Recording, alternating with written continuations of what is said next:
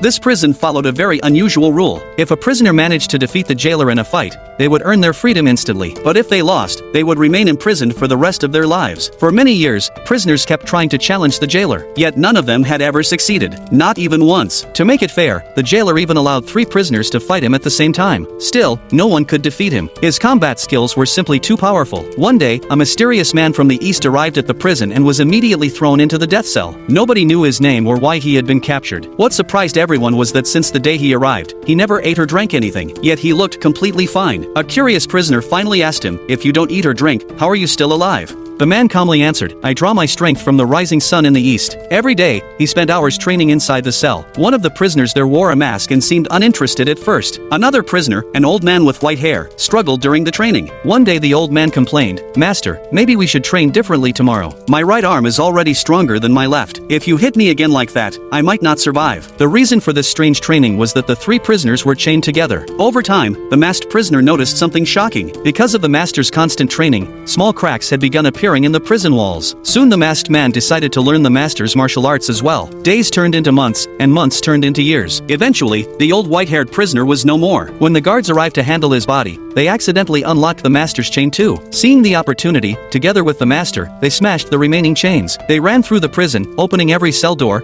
freeing the prisoners, and breaking the iron shackles that held them captive. Just as they were about to escape, the jailer appeared. Surprisingly, he remained calm and said, "For 500 years, no one has escaped this place. Go back to your cells." At the last moment, the jailer grabbed the chain attached to the master. Then the master handed the masked man a magical dragon amulet. "Go to China," he said. "Find my daughter." With the master holding the jailer back, the masked man managed to escape. Now the master stood alone before the jailer. The jailer smiled and said, "I've been waiting for a worthy opponent like you." The battle began. The master attacked with incredible speed, while the jailer defended and countered. Their skills were evenly matched. The master reached toward a nearby helmet, but the jailer shouted, "Don't touch that. This fortress once belonged to Alexander the Great, and that helmet belonged to a Turkish sultan." But the master revealed something unexpected. All of the jailer's treasured artifacts were actually fake. Without the master's knowledge, the jailer would have never realized the truth. They continued fighting without weapons, pushing their bodies to the limit. After a long and exhausting battle, the master finally collapsed from exhaustion. The jailer tightened the chain, this time locking the master's feet as well.